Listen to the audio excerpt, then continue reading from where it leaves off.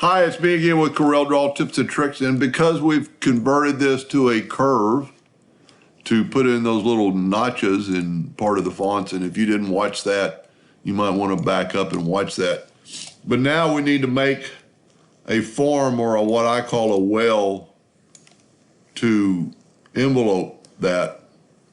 And I'm not going to spend a lot of time on this. And then with my ratio lock, I'm going to curve these corners. And then with my favorite drawing tool is the 3-point tool. Let's zoom in here. I'm going to go from that to that, but then I'm going to curve it up. And if you don't get it right the first time, don't worry about it, because you can grab the shape tool and then grab your handles and bring that thing down and then bring this one out. And that's pretty good. Now we can nudge this picture over, and there's our shape. We don't need to do any weld or anything. We're just going to take that shape and move it over. Then I'm going to left click, right click, and I went up to Effects and upload. Start a new shape on the envelope tool, and then, well, first of all, you need to click on your text. I messed that up a little bit.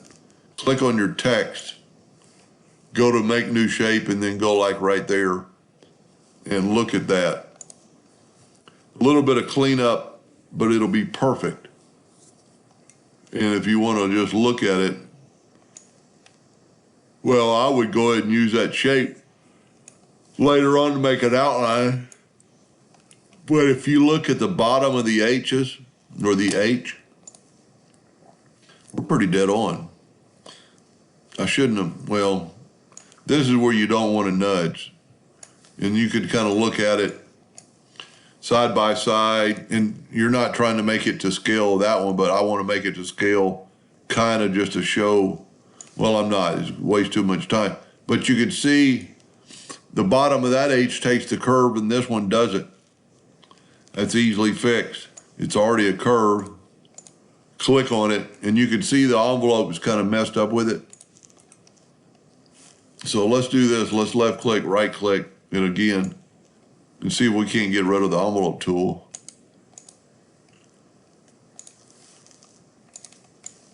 If it not, you can cause a little bit of trouble. Now, here should be a trick. Let's smart fill this and move it down.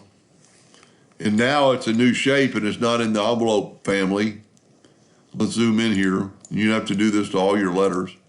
But see, now it's not in the envelope. So now we can take this part of the H, and let's take both these and right click them and put to a line. And then we can unclick and bring that line down. So that's how you get rid of the envelope tool. And then our H's are, let me move it a little closer, or move this down. Our H is set across the top flat. That's very easily done. Same thing, same principle.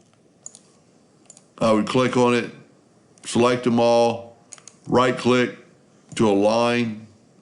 And you can actually, let's grab all 4 of those and go right here to, I think this is it, align nodes vertically,